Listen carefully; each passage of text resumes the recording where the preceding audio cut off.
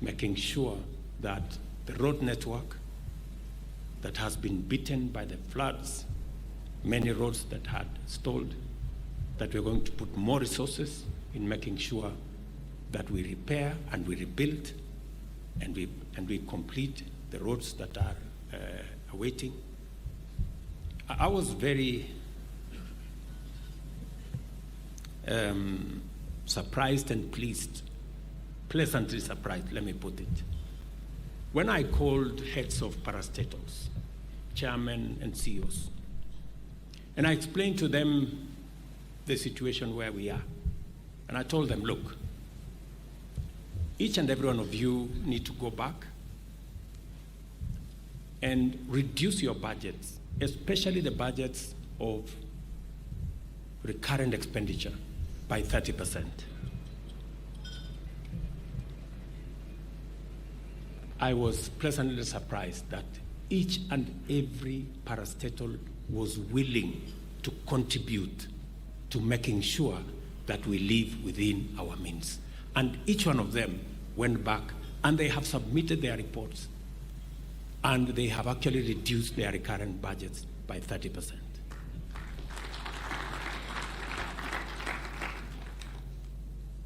And that is even the reason why even my office and that of my deputy and that of my prime cabinet secretary, we have said we are going to start with ourselves. We must lead from the front, tighten up our belts, invest in the places that will make sure that we create broader prosperity. Invest in making sure our dairy is working. Our flowers are working. Our coffee and tea are working. The places that create opportunity for the majority of Kenyans are working. And I promise you that as a steward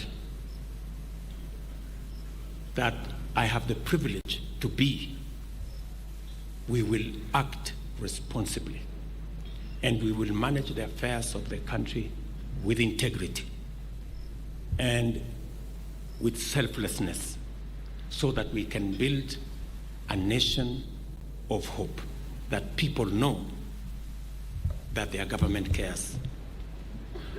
Let me say this, or let me disclose. You know, when I saw the debate in Kenya as to how I traveled to the US, you know, and there was, you know, all manner of figures, you know, this plane is this big and it is like this, Google here, Google there. This one must have costed 200 million because the president needed to arrive in style in the US, holding Rachel's hand.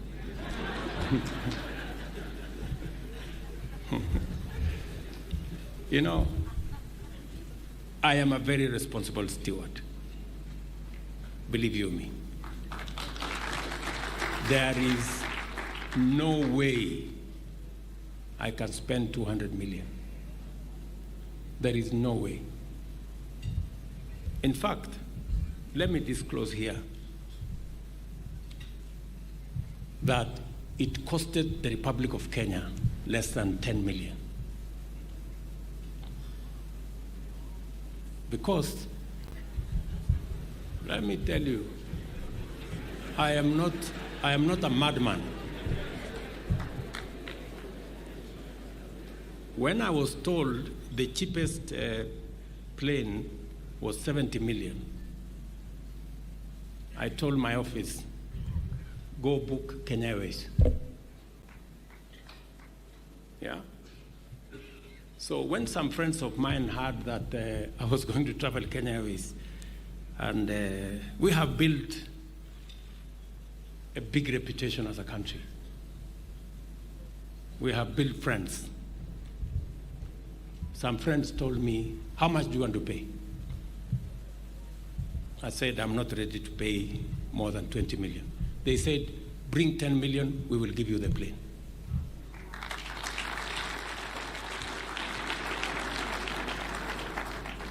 Look at me, Kenyans.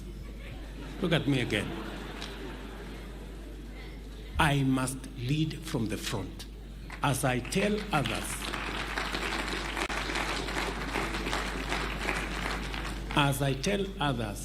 to tighten up their belt, mine must be where to begin.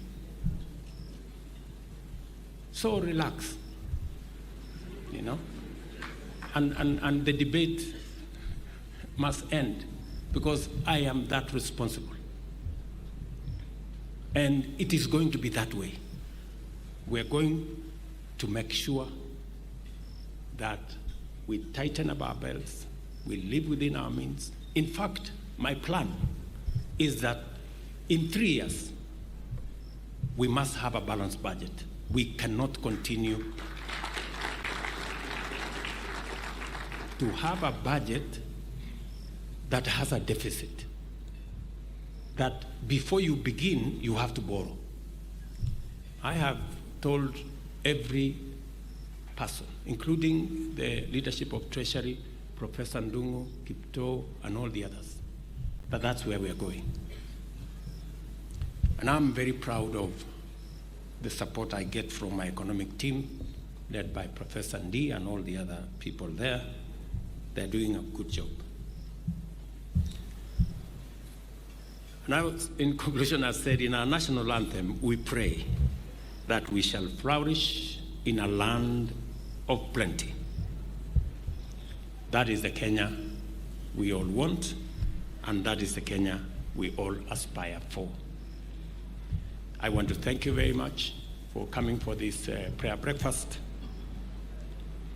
You are the best country that I know. And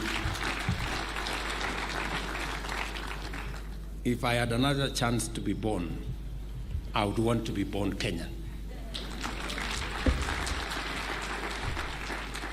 God bless you all. God bless our great country. Thank you very much.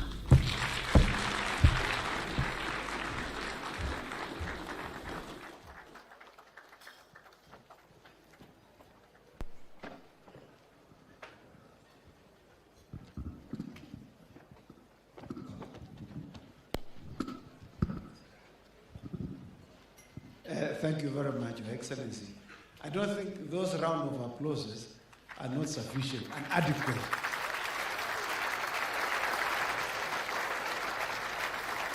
Thank you very much, Your Excellency.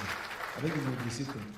I'd like to call upon now the Speaker of the National Assembly.